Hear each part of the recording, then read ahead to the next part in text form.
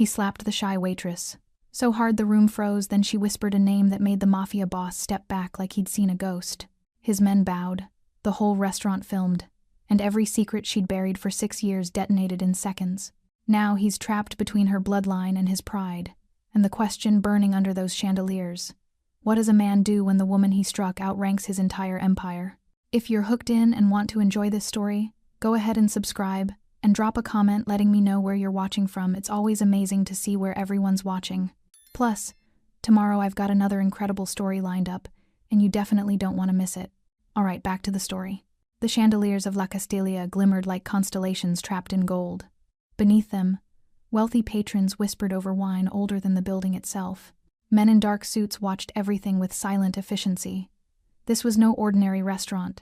This was Durante Pisani territory, and when a Pisani walked in, everyone pretended not to be afraid. Everyone except one person, a shy waitress with quiet eyes and a name no one questioned. Rosa Edward. She moved like someone trying not to exist. Head down, voice soft, gentle steps between tables that never drew attention, never caused disruption. She was a ghost in an apron, serving risotto to people who never looked her in the eye. If anyone had looked closely, they might have noticed the elegance in how she carried herself. The way her spine remained perfectly straight even when she bent to pour wine. The way her hands moved with a dancer's precision, never trembling, never hesitating. The way she navigated the crowded dining room without ever bumping into anyone, as if she'd been trained to command space rather than simply occupy it. But no one looked closely. Not until tonight. Durante Pisani sat beneath the center chandelier like a king under a crown. Black suit tailored to perfection. Hair slicked back with not a strand out of place. Tattoos like shadows rising from beneath his collar. Intricate designs that suggested violence and artistry in equal measure. His presence bent the room around him. Servers became shadows. Conversations dimmed to murmurs. Even the clinking of silverware seemed quieter near his table. 6 men flanked him, all dressed in matching black suits with crisp white shirts. They weren't bodyguards, they were too refined for that.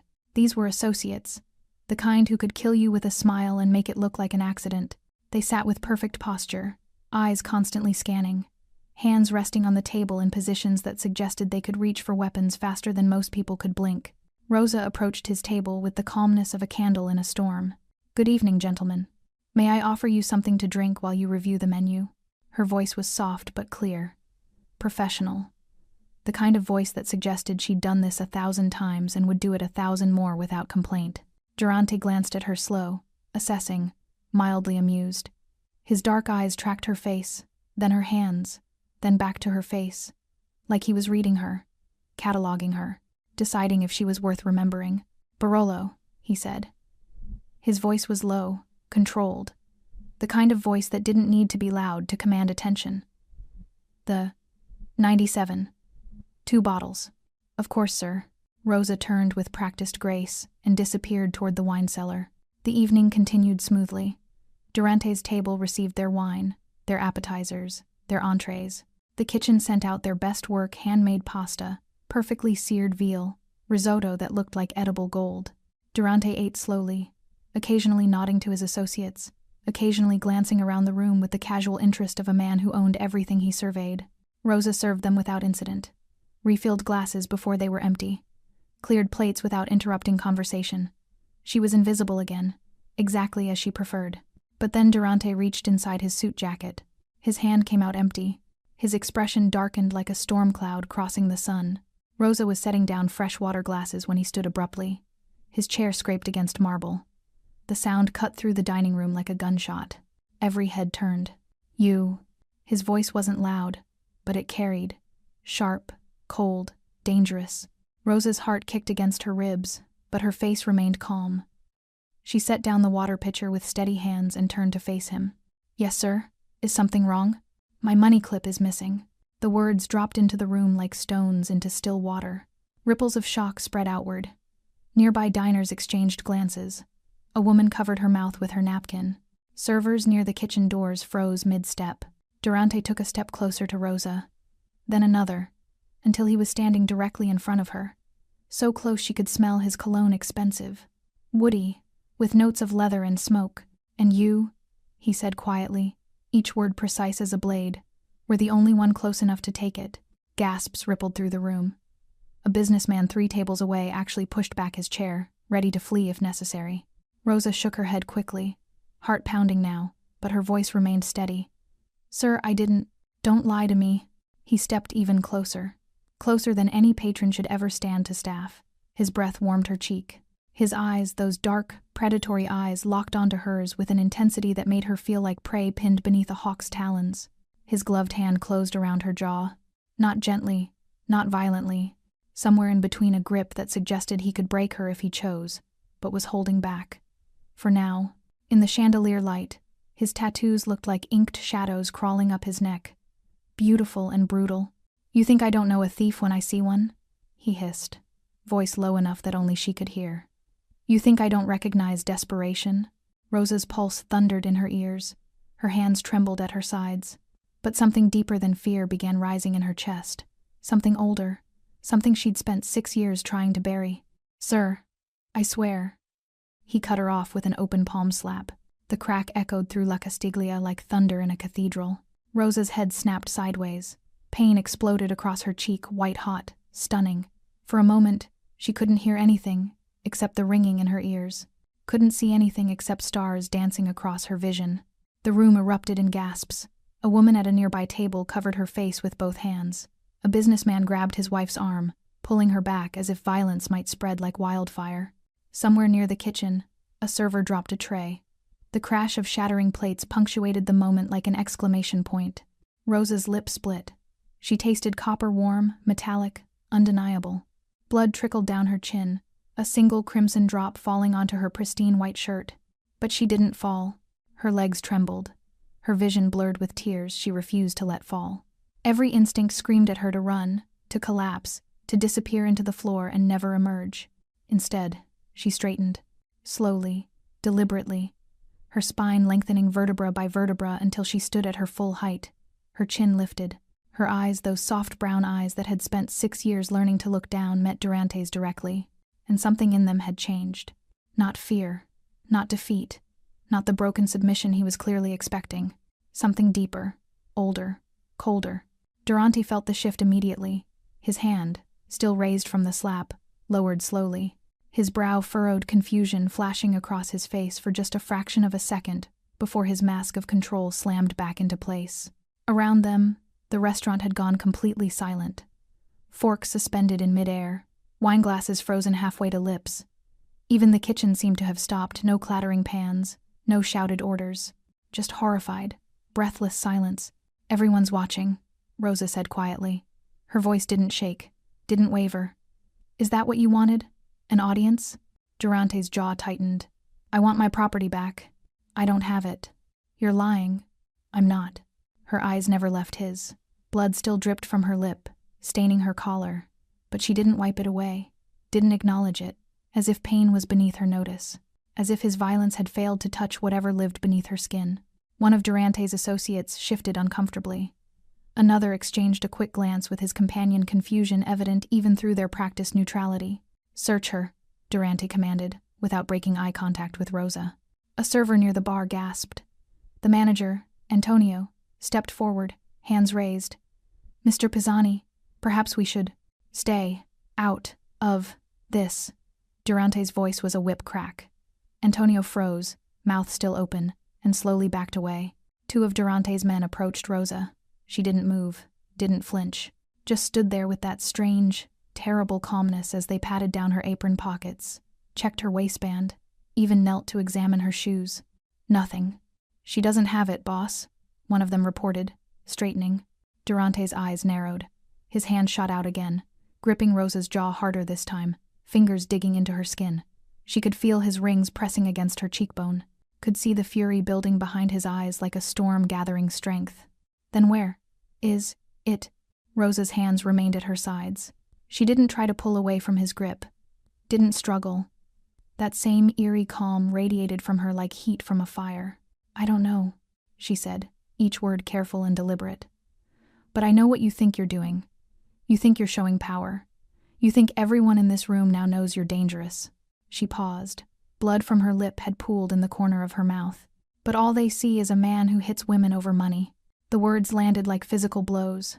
Several of Durante's associates tensed. One actually reached toward his jacket before stopping himself.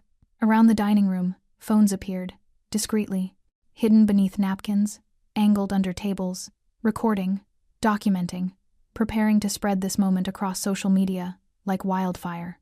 Durante saw them too. His grip on Rosa's jaw tightened until she thought her bones might crack. "Careful," he whispered, voice dropping to something dark and intimate and deadly. "You don't know who you're talking to." Rosa's eyes, those eyes that had changed so completely in the last 3 minutes, met his without blinking. "And you," she said softly, "don't know who you're talking to." Something in her tone made his hand falter. Just slightly. Just enough. "What's your name?" he demanded suddenly. "Your real name?" Rosa hesitated. For the first time since the slap, fear flickered across her face. Real fear, the kind that came from standing at the edge of a cliff and knowing one more step would change everything forever. The room held its breath. Phones kept recording. Durante's fingers pressed harder against her jaw, tilting her face up toward the chandelier light. In that golden glow, with blood on her lips and fire in her eyes, she looked like something sacred and profane at once. "Answer me," he commanded. Rosa closed her eyes, drew one long, slow breath. When she opened them again, 6 years of hiding shattered like glass. "My real name?" she whispered. Durante leaned closer, waiting. Rosa's voice was barely audible, but in that silence, everyone heard. "Rosa. DeSantis." The name hung in the air like smoke after a gunshot. DeSantis. For 3 heartbeats, nothing happened. The room remained frozen, diners mid-breath, servers mid-step, phones still recording a moment they didn't yet understand. Then Durante's hand fell away from Rosa's face. Not slowly, not gently, like he'd touched fire and only just realized he was burning.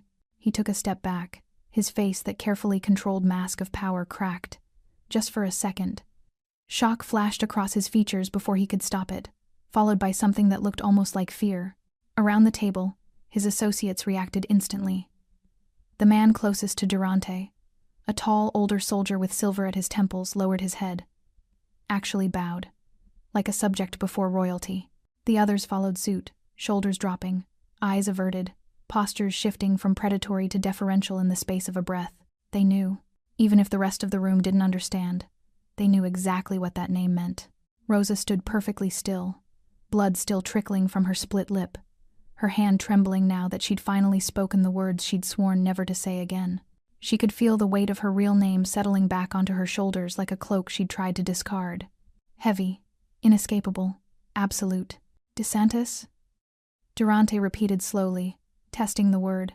His voice had changed completely, no longer sharp and commanding, but careful, measured, like he was walking through a minefield and had just realized every step could be his last. Around the dining room, confusion rippled through the crowd. Tourists looked at each other, bewildered. A businessman pulled out his phone, typing the name into Google. But the locals, the real New Yorkers, the ones who understood the city's hidden architecture of power, their faces paled. An elderly man in an expensive suit actually stood up, threw cash on his table, and walked out without a word.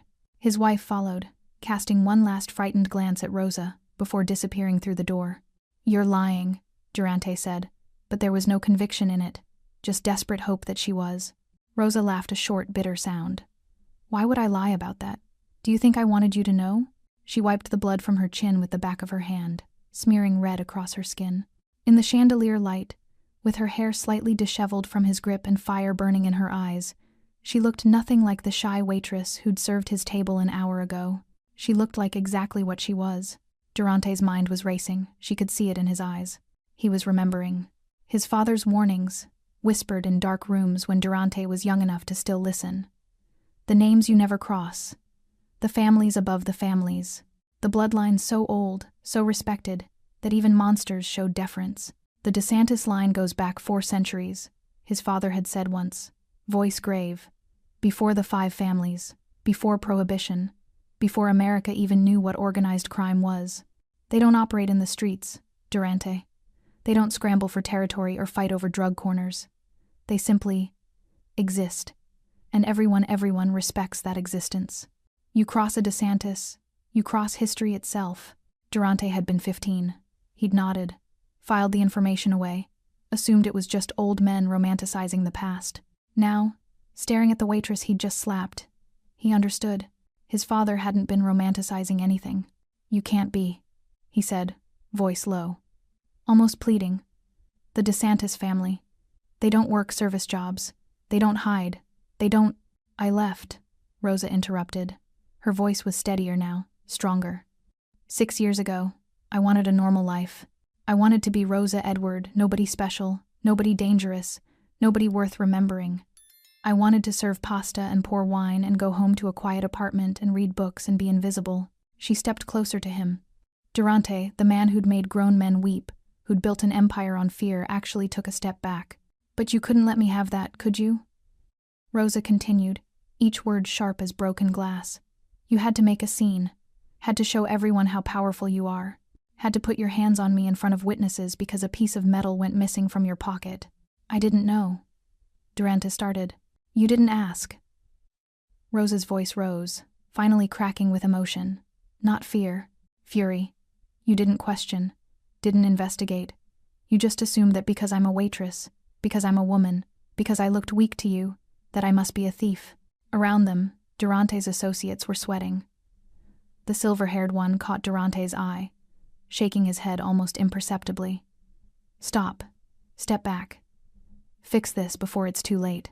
Durante's jaw worked. His hands clenched and unclenched at his sides.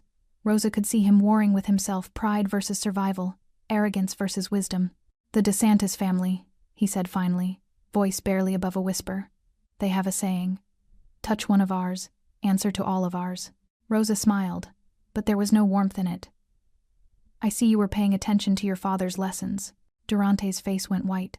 Clear the room, he said suddenly, turning to his men. Everyone out. Now. His associates moved immediately, gesturing to confused diners, ushering staff toward exits. Antonio tried to protest. Mr. Pisani, the bill, now.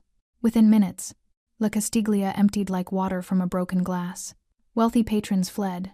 Staff disappeared into the kitchen and out the back door.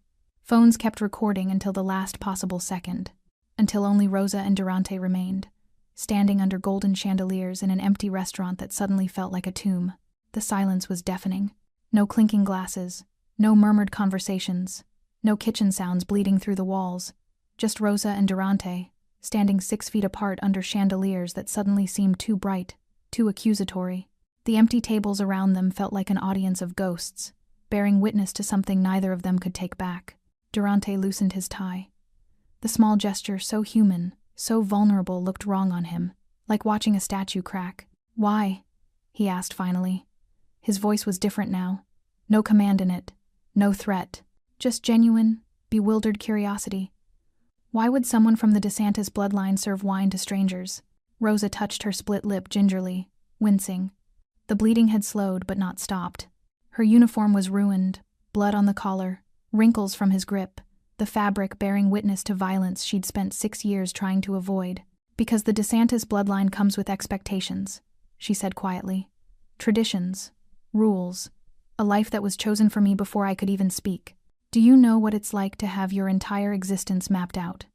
Every friendship vetted, every relationship assessed for strategic value, every word you speak measured against 4 centuries of legacy. She laughed bitterly. I was 20 years old when they told me who I'd marry. A good alliance, they said, beneficial for both families. He was 43. I'd met him twice. But my opinion didn't matter because I wasn't Rosa, I was a DeSantis, a chess piece. Durante's expression shifted, something almost like understanding flickering across his face. So you ran, he said. I ran. Rosa wrapped her arms around herself, suddenly looking smaller. Younger. Changed my name. Found this job. Learned to be nobody. And it worked, Durante. For 6 years, I was free. I was just me, not a legacy. Not a symbol. Just a woman who poured wine and went home and lived her own life. She met his eyes. Until tonight.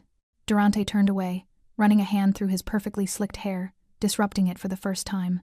When he turned back, some of his composure had returned, but it looked like armor hastily reassembled, still protective, but visibly cracked. I thought you were a thief, he said. Not an apology, not quite, but an explanation. I know what you thought. Rosa's voice hardened. You thought I was easy prey. You thought you could humiliate me in front of everyone and face no consequences. Because people like me, waitresses, service workers, women who can't fight back, we don't matter to people like you. That's not... Don't lie to me now. Rosa stepped closer. Her fear was gone, burned away by something fiercer. You saw someone you perceived as weak and you enjoyed putting them in their place. That's what men like you do. That's your power. Durante's jaw clenched. For a moment, Rosa thought he might argue, defend himself, make excuses. Instead, he said, "You're right." The admission hung between them like a confession. "I did think you were weak," he continued, voice rough. "I did think you wouldn't fight back. I was angry about the money clip, and I took it out on the nearest convenient target." He paused. "That doesn't excuse it, but it's the truth." Rosa studied him, this man who'd struck her, humiliated her, torn away her carefully constructed invisibility. His tattoos crawled up his neck like accusations. His expensive suit suddenly looked like a costume. In the empty restaurant, without his soldiers, without his audience, he looked almost human. Almost. "Your men knew," she said. "The moment I said my name, they knew. They bowed their heads like I was royalty." "Because you are." Durante's voice was flat. "In our world, bloodlines matter. History matters. The DeSantis family." He trailed off, searching for words. "They're not like other families. They don't grab territory, don't push drugs, don't extort businesses. They simply exist, and that existence commands respect. My grandfather," Rosa said quietly, "used to say that real power doesn't announce itself. It doesn't need to. Your grandfather is Vittorio DeSantis." Not a question. Durante knew. The silent king.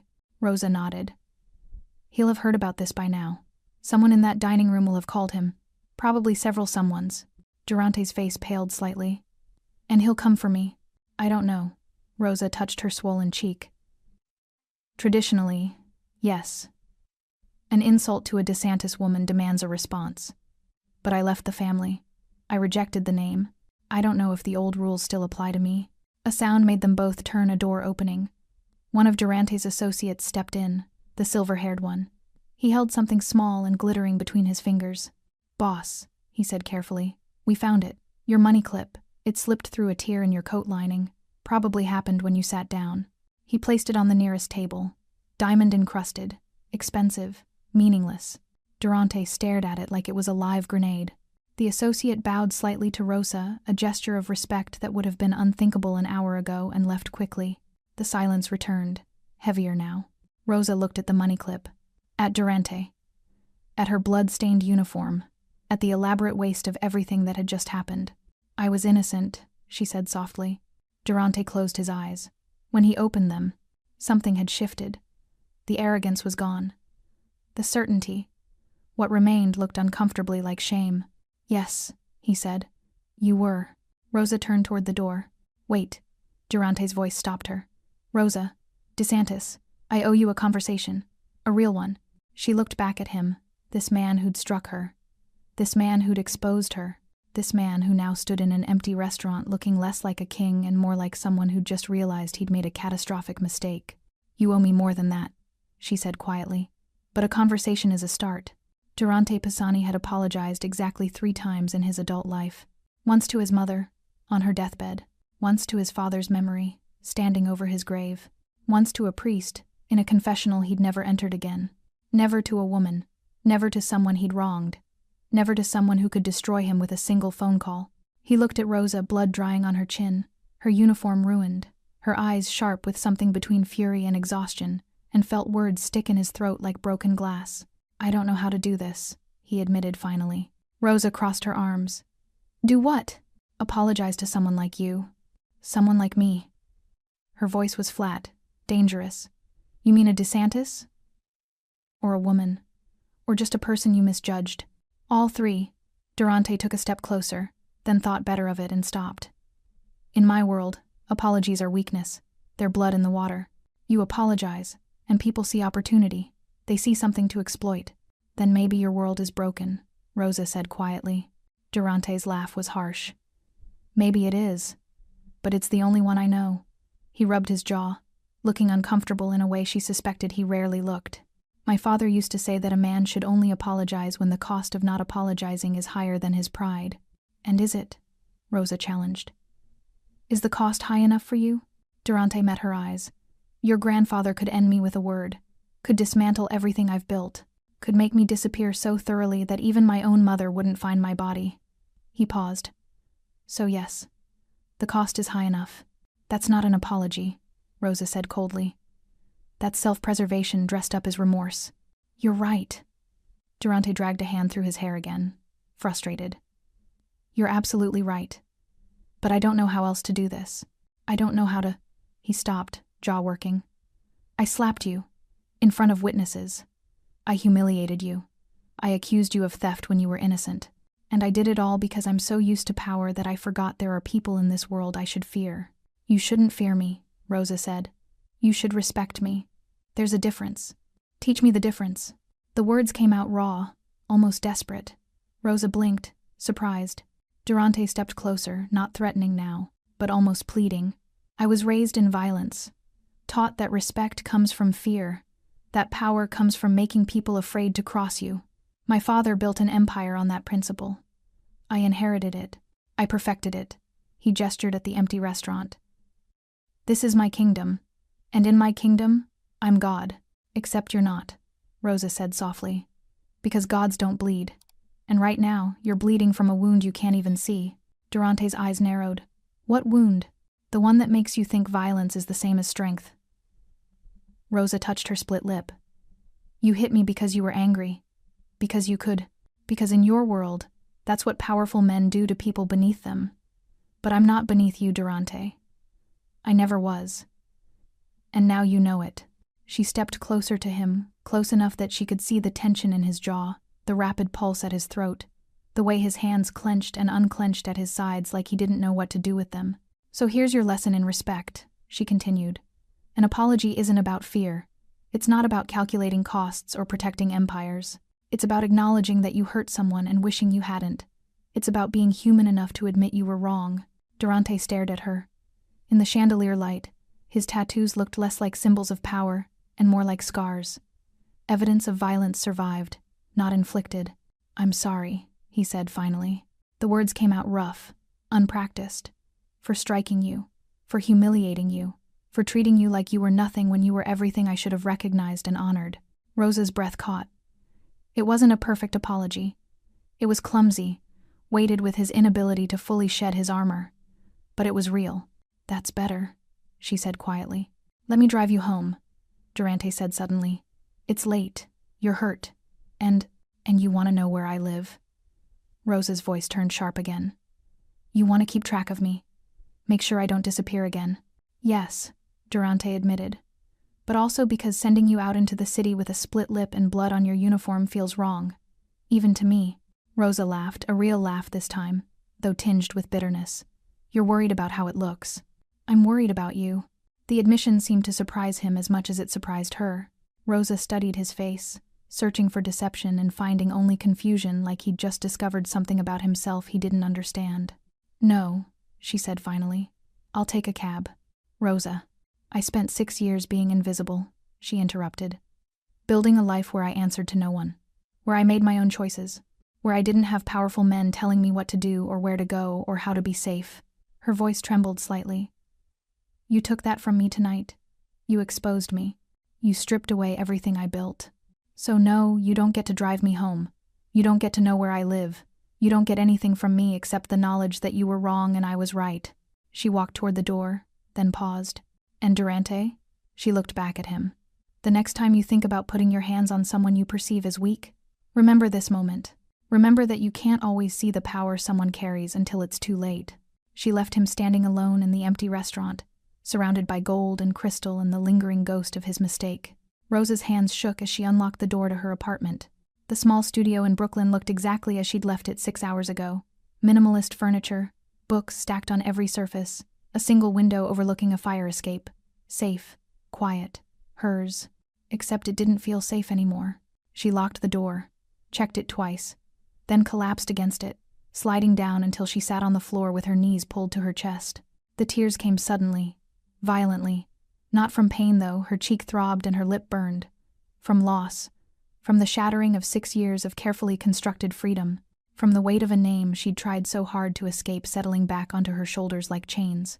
Rosa de Santis. She'd spoken it out loud. In front of witnesses. In front of Durante Pisani and his men, and all those phones recording, uploading, spreading the news across the city like wildfire. By morning, everyone would know. By morning, her grandfather would come. Rosa pulled herself up, stumbled to the bathroom, and stared at her reflection. Her cheek was swollen, already purpling. Her lip was split, crusted with dried blood. Her eyes looked haunted, or perhaps just exhausted from carrying secrets too heavy for one person. She cleaned the blood away gently, carefully, like she was washing away more than just evidence of violence, like she was trying to wash away the last 6 years and the person she'd tried to become. Rosa Edward, she thought sadly. I'm sorry, you deserved more time. Her phone buzzed. Once, twice, 10 times in rapid succession. She ignored it, knew without looking that the messages would be from old family contacts she'd blocked years ago. People who'd somehow gotten her new number. People who'd seen the videos already circulating. People who wanted to know if it was true. If the lost DeSantis daughter had finally been found. Rosa turned off her phone and crawled into bed fully clothed, pulling the blanket over her head like a child hiding from monsters. But the monsters were real. And they wore expensive suits and carried 4 centuries of expectations. Across the city, in a penthouse overlooking Manhattan, Durante paced. His associates watched nervously as their boss stalked back and forth like a caged animal. Jacket discarded, sleeves rolled up, tie hanging loose around his neck. Talk to me, Durante demanded. What are we dealing with? The silver-haired associate Franco cleared his throat. The DeSantis family, boss. He searched for words. They're old money, old power. They don't operate like we do. No street soldiers, no visible operations.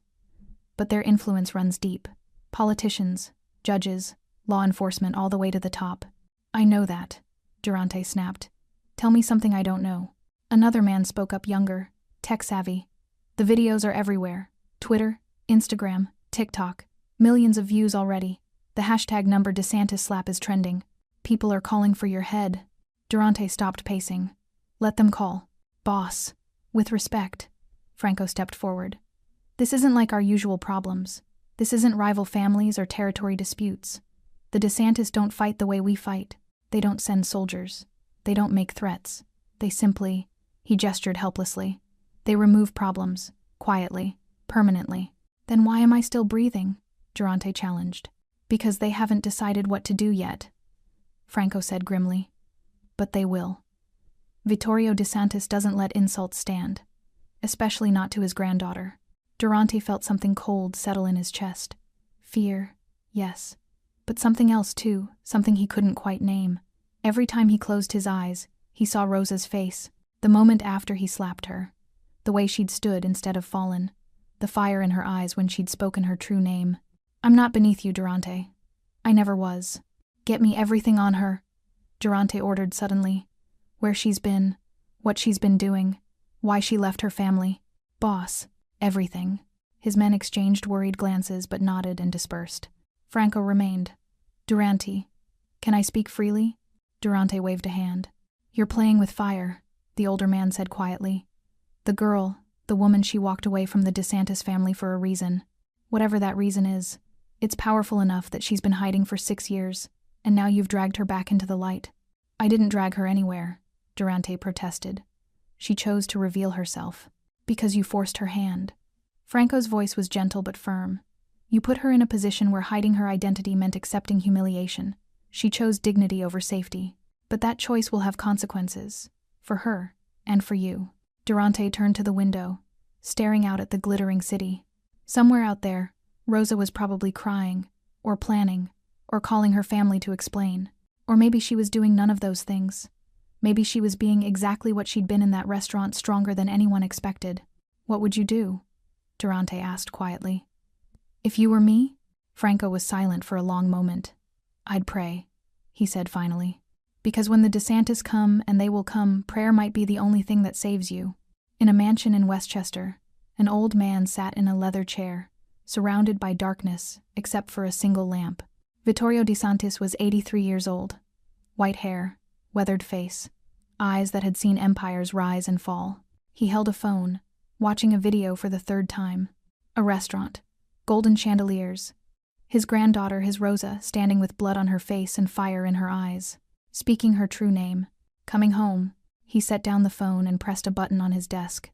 A man appeared in the doorway instantly. Young, efficient, dangerous. "Find Durante Pisani," Vittorio said, his voice barely above a whisper. "But don't touch him. Not yet." "And the girl, sir?" Vittorio's expression softened, the only softness he'd shown in years. "Bring my granddaughter home." Rosa woke to silence. Not the comfortable silence of her small Brooklyn apartment, but the heavy, expectant silence that comes before a storm. Sunlight filtered through her window. Too bright, too cheerful for the weight pressing against her chest. She'd slept poorly, fitful dreams of chandeliers and blood, and her grandfather's disappointed face. Now, lying in yesterday's stained uniform, every part of her ached. Her cheek throbbed. Her lip had swollen during the night. But worse than the physical pain was the hollow feeling in her stomach. The knowledge that everything had changed.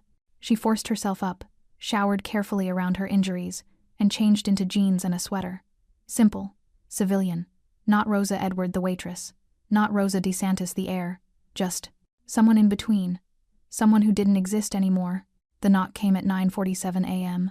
3 sharp raps, polite but firm. The kind of knock that suggested the person on the other side would wait exactly 30 seconds before knocking again. Or breaking down the door. Rosa's heart hammered. She knew that knock. Had grown up with that knock. Family. She opened the door to find 2 men in dark suits.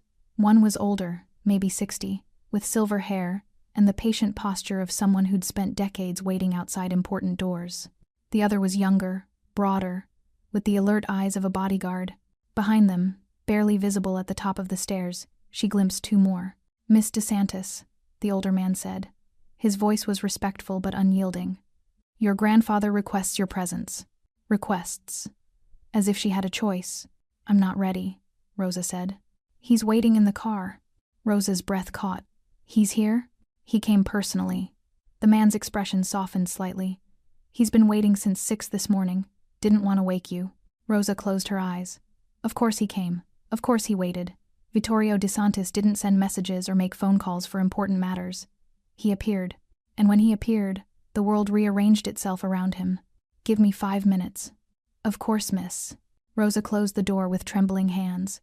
5 minutes to prepare for a conversation she'd been avoiding for 6 years. 5 minutes to find words that could explain why she'd abandoned her family, her legacy, her name. 5 minutes to become a DeSantis again. She pulled on a jacket, grabbed her keys, then stopped. Looked around her apartment, this small, precious space that had been her sanctuary. The books she'd collected, the thrift store furniture she'd assembled herself, the life she'd built from nothing. "Goodbye," she thought. "Thank you for keeping me safe." Then she walked out the door. The car was a black Mercedes, understated but unmistakably expensive. The kind that whispered wealth rather than shouting it. The rear window was tinted, but Rosa could see her grandfather's silhouette inside. The older man opened the door for her. Rosa slid in. Vittorio DeSantis sat with perfect posture, hands folded over a silver-topped cane. He looked exactly as she remembered, white hair immaculately combed, 3-piece suit perfectly tailored, face lined with age but sharp with intelligence. He could have been a banker, a professor, a diplomat. He was none of those things. "Rosa," he said softly. His voice was like aged whiskey, smooth, warm, dangerous if you drank too much. "Nonno." The word grandfather in Italian came out before she could stop it. 6 years away, and her first word to him was the same one she'd used as a child. His eyes moved to her face, to the bruise, the swollen lip. Something flickered in his expression. Not anger exactly, but something colder, more final. "Who did this?" he asked, though they both knew he already knew. "It doesn't matter. It matters to me." "I don't want revenge," Rosa said quickly. "I don't want—" "What do you want?" Vittorio interrupted gently. "You've been hiding for 6 years, living under a false name, working in restaurants when you should have been—" He stopped himself. "What do you want, Rosa?" The question hung between them like a test. "I wanted freedom," Rosa whispered. "I wanted to choose my own life, to not be a chess piece, to not wake up every morning carrying the weight of 4 centuries on my back." "And did you find it? Freedom?" Rosa thought about her apartment, her books, the quiet nights reading poetry, the simple pleasure of earning her own money, making her own choices. "Yes," she said, "until last night." Vittorio nodded slowly. "Durante Pisani. He didn't know who I was. That's not an excuse." I know, Rosa's voice cracked. But I don't want war, Nono. I don't want bloodshed. I don't want the families at each other's throats because of me. You think you have a choice in this? Vittorio's voice remained gentle, but steel ran beneath it. You think the world works that way? A DeSantis woman is struck in public. Videos spread across the city. Our name, your name is disrespected. And you think we can simply ignore it? I think... Rosa stopped, choosing her words carefully. I think Durante Pisani made a mistake. He apologized. He knows who I am now. He knows what he did. And that's enough for you? It has to be. Vittorio studied her with those ancient, knowing eyes. You've changed, he said finally. 6 years ago, you would have demanded his head yourself. 6 years ago, I was someone else. Were you? Vittorio leaned forward slightly. Or were you just running from who you really are? The question struck like a physical blow. Rosa had no answer. The car started moving. Rosa hadn't even noticed the driver getting in. Where are we going? She asked. To the estate, Vittorio said. Where you belong. Where you've always belonged. Nono, please. There are people who need to see you. Family. Associates. People who need to know that Rosa DeSantis has returned. His voice softened. And there's someone coming who needs to answer for what he did. Rosa's blood ran cold. Who? Durante Pisani requested a meeting. Vittorio smiled a thin, dangerous smile. I granted it. After all, a man should face his mistakes. The DeSantis estate sprawled across 10 acres of Westchester countryside, like a kingdom carved from old money and older secrets. Rosa hadn't seen it in 6 years. As the Mercedes rolled through iron gates, ornate, imposing, topped with the family crest, memories crashed over her like waves. Sunday dinners with 30 relatives. Security walking the perimeter. The weight of tradition in every marble column, every oil painting, every whispered conversation in Italian. This wasn't a home. It was a fortress, a museum, a throne room. The car stopped at the main entrance. Rosa didn't move. I can't do this, she whispered. Vittorio's hand covered hers, warm, papery with age, surprisingly gentle. You already have. The moment you spoke your name, you came home. This is just formality. Durante's coming here? In 2 hours. Vittorio checked his watch, a vintage Patek Philippe that probably cost more than Rosa's entire year of rent. Plenty of time to prepare you. Prepare me for what? Her grandfather's smile was enigmatic. To remember who you are. Inside, the estate was exactly as she remembered. Vaulted ceilings, chandeliers that rivaled La Castiglia's, floors so polished they reflected like mirrors.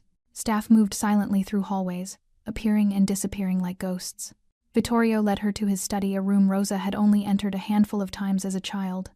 Dark wood paneling, floor-to-ceiling bookshelves, a massive desk that looked like it had witnessed centuries of decisions. Sit, he instructed. Rosa sat in a leather chair that smelled of cigars and old power. Vittorio settled behind his desk, studying her with those penetrating eyes. Tell me about Durante Pisani. What do you want to know? Everything. How he touched you. What he said. How he looked when you revealed your name. Vittorio leaned back. I've seen the videos, but videos don't show everything. Rosa recounted the evening, the missing money clip, the accusation, the slap that echoed through the restaurant. She didn't spare details, didn't soften Durante's actions or her own fear. When she finished, Vittorio was silent for a long moment. He apologized, he said finally. Not a question. Yes. And you believe it was genuine? Rosa hesitated. I think. He was genuinely surprised by who I am. Whether he regrets the violence or just regrets hitting the wrong person, I don't know. There's wisdom in that uncertainty. Vittorio stood, walking to the window overlooking manicured gardens. The Pisani family is powerful but young. Durante's grandfather started with nothing, built an empire through brutality and cunning. 3 generations of power. Impressive, but not seasoned. And we're seasoned? Rosa couldn't keep the bitterness from her voice. We're old, Rosa. Old enough to know that power maintained through fear alone eventually collapses. Old enough to understand that true strength lies in restraint. He turned to face her. Durante Pisani doesn't understand this yet. Perhaps he never will. So what happens now? Now he comes here, to this house, to face me. Vittorio's voice was calm, almost casual. And to face you. Rosa's heart hammered. I don't want to see him. Yes, you do. The certainty in his voice made her look up sharply. You're angry, Vittorio continued. Hurt. Violated. But you're also curious. You want to see how he behaves when he's not on his own territory. When he's not surrounded by his soldiers. When he's vulnerable." He smiled slightly. "That curiosity is very DeSantis of you." Before Rosa could respond, the door opened. A woman entered 50s, elegant, with Rosa's dark eyes and sharp cheekbones. "Aunt Gabriella," Rosa breathed. "Rosa." Gabriella crossed the room in 3 strides and pulled her into a fierce embrace. 6 years. 6 years and not a word. Do you know how many times I wanted to find you? Drag you home? "I'm sorry," Rosa whispered into her aunt's shoulder. "Don't be sorry. Be home." Gabriella pulled back, examining Rosa's face. Her expression darkened when she saw the bruise. "He did this." "Yes." "Good. I wanted to be sure before I decided how much to hate him." Gabriella's smile was predatory. "Your grandfather's being diplomatic. I'm not. If you want Durante Pisani to suffer, say the word." "I don't." "Think about it," Gabriella interrupted. "You have 2 hours." They dressed her like a queen preparing for battle. Gabriella brought clothes from Rosa's old room, apparently untouched in 6 years, preserved like a shrine. A black dress, elegant but severe. Heels that added 3 inches to her height. Jewelry understated gold that whispered wealth rather than screaming it. Rosa stared at herself in the mirror. The shy waitress was gone. In her place stood someone she barely recognized, someone who looked like she belonged in oil paintings and history books. "You look like your grandmother," Gabriella said softly. She had that same fire in her eyes. "I don't feel like fire," Rosa admitted. "I feel like I'm drowning." "Then drown elegantly, darling. It's what we do best." At precisely 2 p.m., the gates opened again. Rosa watched from a second-floor window as another black car rolled up the driveway. Her breath caught when Durante stepped out. He wore a different suit, charcoal gray, impeccably tailored. His hair was perfect again, slicked back with that same precision. But something about him looked different. Smaller, somehow, despite his height, like the estate itself was swallowing him. 3 men followed him out. Not 6. 3. A concession. A show of respect. Or fear. Franco, the silver-haired associate, walked beside Durante, speaking quietly. Durante nodded, jaw tight, shoulders tense. This was not a man on his own territory. This was a man walking into the lion's den, knowing the lions were hungry. Rosa's hands gripped the windowsill. "Ready." Gabriella appeared beside her. "No." "Perfect. Neither is he." Gabriella linked arms with her. "Come. Let's remind Durante Pisani what happens when you strike a DeSantis." They descended the grand staircase together. Below, in the main hall, Vittorio waited. Behind him stood 4 men, family soldiers, though they looked more like bankers than thugs. Quiet power. Old power. The kind that didn't need to announce itself. The front door opened. Durante Pisani walked in. His eyes swept the hall, cataloging exits, counting soldiers, assessing threats before landing on the staircase. On Rosa, she watched his expression change, saw recognition flash across his face, followed by something that looked almost like awe. This wasn't the waitress he'd slapped.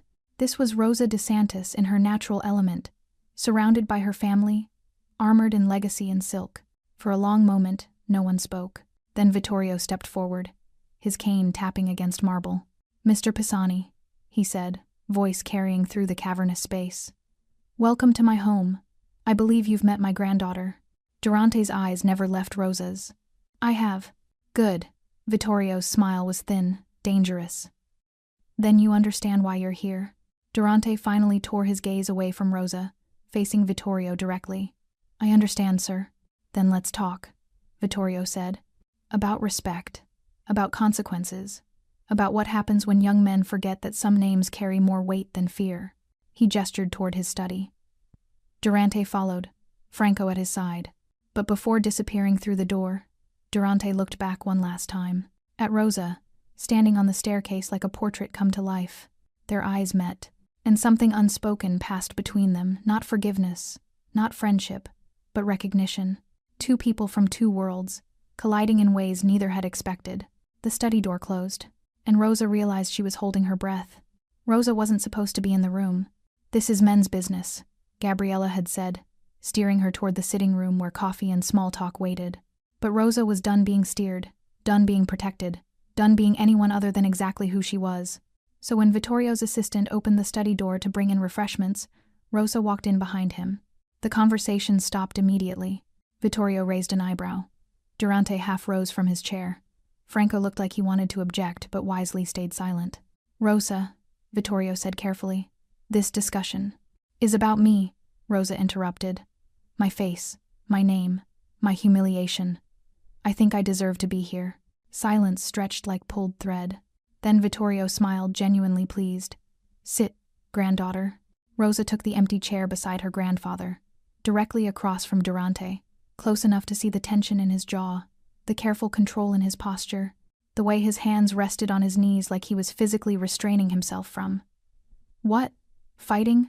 Fleeing? Reaching for her? We were discussing reparations, Vittorio said smoothly. What Mr. Pisani owes our family for his indiscretion. I've offered monetary compensation, Durante said, voice tight. Generous compensation. Money? Rosa's laugh was sharp. You think money fixes this? I think, Durante's eyes locked on hers. I think I don't know what fixes this. I've apologized. I've come here, to your family's home, and subjected myself to judgment. What more do you want? I want you to understand what you took from me. The words came out raw, unplanned. Rosa felt Vittorio's surprised glance but didn't look away from Durante. I had a life, she continued, voice shaking. Small, quiet, mine. I served tables, read books, fell asleep watching television. Normal, boring, free. And you took that. With one slap, you destroyed 6 years of peace. I didn't know. Because you didn't ask. Rosa leaned forward, eyes blazing. You didn't see me as human enough to deserve questions. Just guilty until proven innocent. Just another body in your way. Durante flinched. Actually flinched. Like her words hit harder than any physical blow could. You're right, he said quietly. The admission sucked air from the room. I didn't see you as human, Durante continued, meeting her fury with unexpected honesty. I saw you as a problem, a theft, an inconvenience in my evening, and I reacted the way I've been trained to react, with violence, with power, with the certainty that I could do whatever I wanted without consequences. He paused, jaw working. I was wrong, about all of it. Vittorio watched this exchange like a chess master observing a game. Franco sat frozen, probably terrified his boss would say something that got them all killed. Being wrong isn't enough, Rosa said. I know. Durante's voice was rough. But it's all I have. I can't undo the slap, can't erase the videos, can't give you back your anonymity. So I'm here, offering myself up for whatever punishment your family deems appropriate. Punishment, Vittorio mused. Interesting word. He turned to Rosa. What do you think, granddaughter? What punishment fits this crime? Rosa stared at Durante, this man who'd hurt her, exposed her, dragged her back into a world she'd fled. She should want revenge, should want him bleeding, broken, destroyed. But looking at him now, stripped of his territory and his certainty, sitting in her grandfather's study like a condemned man awaiting sentence, she didn't see a monster. She saw someone dangerous, yes, damaged, certainly, but also real. More real than he'd been in the restaurant, when he'd been performing power for an audience. I don't want punishment, Rosa said slowly. I want understanding. Durante frowned. I don't. You operate in a world of fear and violence, Rosa interrupted, where power comes from how much damage you can inflict. But that's not real power, Durante. It's just fear with better marketing. She stood, walking to the window overlooking the gardens. My family's power is old. We don't threaten. Don't need to. People respect us because they understand that some things are bigger than fear. Legacy, honor, history. She turned back to face him. You need to learn that. Not because my grandfather will kill you if you don't, though he might, but because you'll never truly be powerful until you understand the difference. Durante stood too, slowly, like he was afraid sudden movement might break something fragile. Teach me. The words hung between them, loaded with meaning Rosa wasn't sure either of them fully understood. What? She breathed. You're right. I don't understand your kind of power. I only know violence and fear. He took a step closer, not threatening, almost vulnerable. So teach me. Show me what real power looks like. Vittorio's eyes gleamed with something that might have been approval, or amusement, or both. An interesting proposition, he said. My granddaughter as your... What? Teacher? Guide? Whatever she's willing to be, Durante said, still looking at Rosa. Rosa's heart hammered. This was insane. Dangerous. Everything she'd spent 6 years avoiding. But also, 2 months, she heard herself say. You want to understand? Then you spend 2 months learning our way, our rules, our definition of power. And you'll teach me? Durante asked. I'll show you why you should have known better than to hit me in the first place. A smile ghosted across Durante's lips, not arrogant, but genuinely intrigued. Deal? With conditions, Vittorio interjected smoothly. You don't touch her, don't threaten her, don't treat her with anything less than the respect you'd show me. Agreed, Durante said immediately. And if you fail, if you prove incapable of learning your business in our territories, ends, permanently. That made Durante pause. Rosa could see him calculating, weighing the cost. His operations in DeSantis-influenced areas represented millions. Losing them would cripple his empire. Agreed, he said finally. Vittorio stood, extending his hand. Durante shook it, a pact sealed in the old way, with witnesses and weight. Then Vittorio turned to Rosa. I hope you know what you're doing, granddaughter.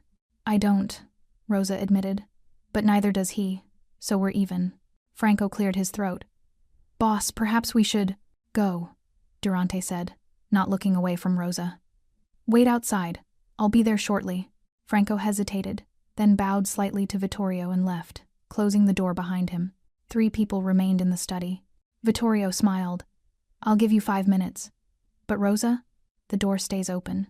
He left too, cane tapping against marble, leaving Rosa and Durante alone under oil paintings of DeSantis ancestors who'd probably never imagined a scene quite like this. You didn't have to do that, Durante said quietly. Offer to teach me. Your grandfather would have handled this. He would have destroyed you, Rosa corrected. Slowly, quietly, but completely. This way, maybe something useful comes from what happened. Or maybe you just want to torture me personally, Durante suggested. His tone was light, but his eyes were serious. Rosa laughed, surprising herself. Maybe. Durante stepped closer, not invading her space, but closing the distance enough that she could see the golden flecks in his dark eyes, could smell that same cologne from the restaurant, leather and smoke and expensive choices. I meant what I said, he told her. The apology. All of it. I know. Do you? He searched her face. Because I need you to know that when I saw you on that staircase, I saw someone I'd gravely underestimated, and I don't make that mistake often. Is that respect or attraction? Rosa asked before she could stop herself. Durante's smile was slow, dangerous. Can't it be both? Rosa's breath caught. This was complicated, dangerous, everything she shouldn't want. But she didn't step back. 2 months, she said softly. Then we'll see what you've learned, and what I've survived. 3 weeks later, Rosa walked into La Castiglia for the first time since the slap heard around New York. The restaurant had changed. Or maybe she had. Antonio, the manager, saw her first. His face went white, then red, then white again. He rushed over, words tumbling out. Miss DeSantis, Rosa, we had no idea.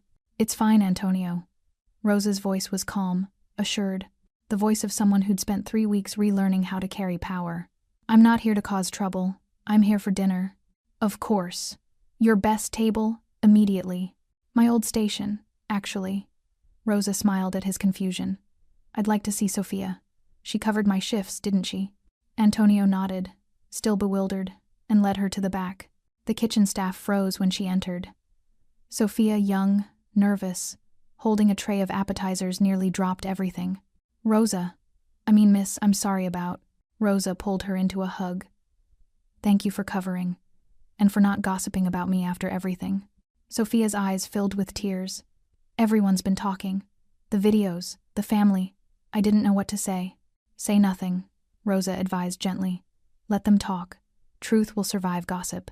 She turned to find the entire kitchen watching. Chefs, servers, dishwashers, all frozen in various states of shock. I know I lied about who I was, Rosa said, addressing them all. And I'm sorry for that. But everything else, the work I did, the friendships we built, that was real. I hope you can remember that. Slowly, one of the older chefs nodded, then another server. Then Sophia was hugging her again, and suddenly the kitchen felt warm instead of terrifying. When Rosa emerged into the dining room, she wasn't surprised to see Durante sitting at his usual table. Their eyes met across the restaurant. He stood, a gesture of respect he'd learned over 3 intense weeks. 3 weeks of meetings at the DeSantis estate, of history lessons and philosophy debates, of Durante learning that power without honor was just tyranny with better clothes. He'd been surprisingly teachable. Rosa approached his table, aware that every eye in the restaurant was tracking her movement. The whispers would start soon. The speculation. The newest chapter in a story that had captivated the city. Let them whisper. "Mr. Pisani," she said formally. "Miss DeSantis." His eyes searched hers. "You came back. I told you I would." She gestured to the chair across from him. "May I?" "Please."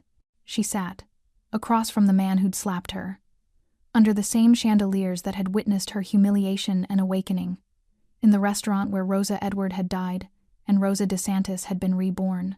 "You've learned a lot," she said quietly. "You're a demanding teacher." Durante's smile was different now, less arrogant, more genuine.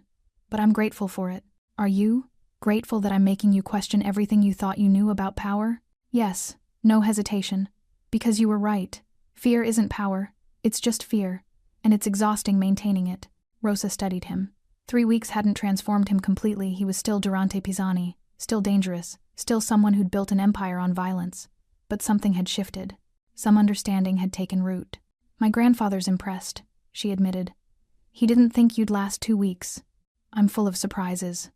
Durante leaned back, the chandelier light catching his features. "What about you? Are you impressed?" Rosa considered.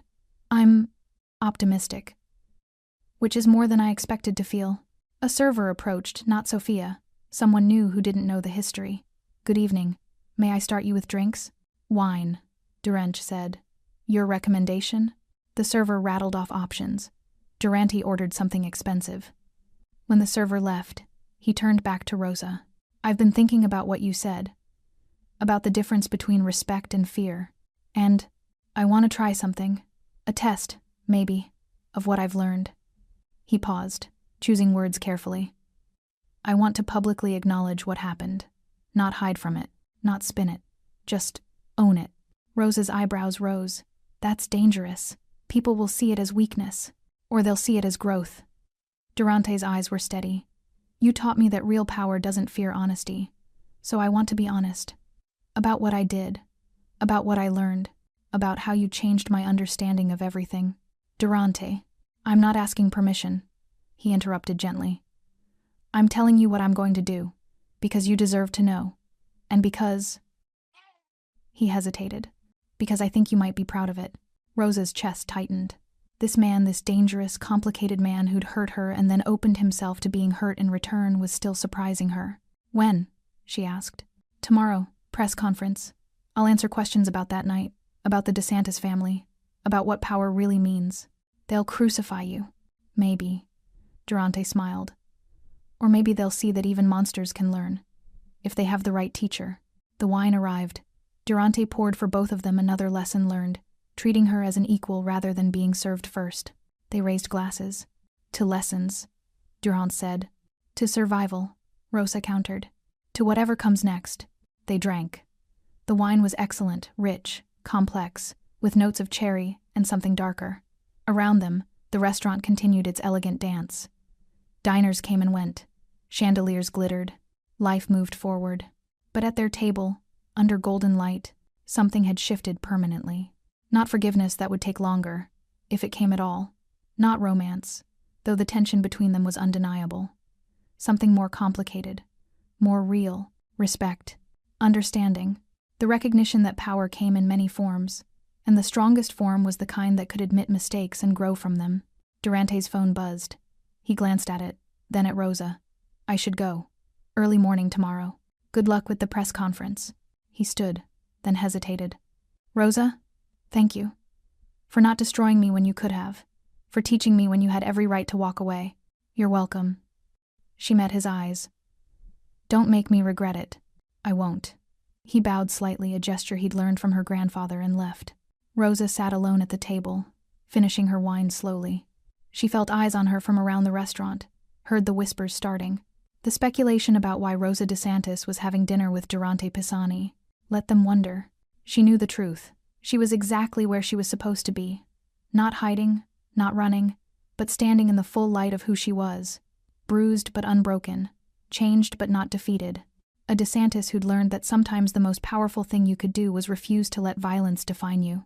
Sophia appeared with a dessert menu. On the house, Rosa. Whatever you want.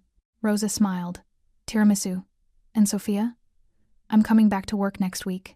Sophia's eyes widened. Really? But you don't have to. I want to. Rosa's voice was firm. I'm Rosa DeSantis. But I'm also Rosa, who serves excellent wine and remembers regulars' orders. Both can be true. Because that was the final lesson. The one she'd taught Durante, but had to remember herself. Power wasn't about choosing one identity over another. It was about owning all of who you were, every part, every contradiction, every complicated truth, and refusing to apologize for it. The chandeliers of La Castiglia glimmered like constellations trapped in gold. And beneath them, Rosa DeSantis sat and ate tiramisu and planned her future. A future where she was finally, completely, powerfully herself. Thanks for sticking with this story till the end. If you enjoyed it, you're going to love the next one. It's packed with unexpected turns and heartfelt moments. Click the image on your screen to keep the journey going, and make sure to hit subscribe for more amazing stories. Drop a comment and rate this story from 1 to 10. I can't wait to see what you think.